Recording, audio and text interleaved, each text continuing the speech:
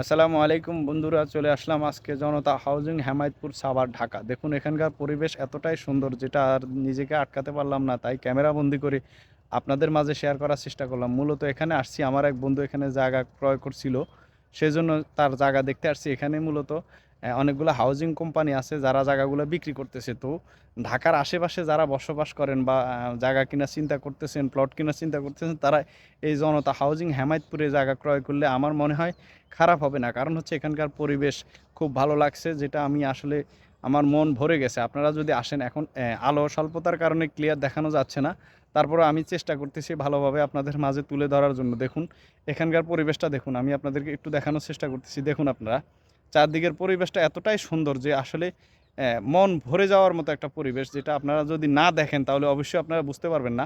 আমার বন্ধু সহকারে আসছি, তারা সামনে চলে গেছে।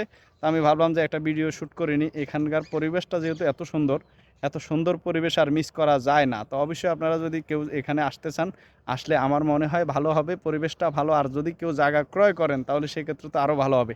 ধন্যবাদ সবাইকে। আসসালামু আলাইকুম।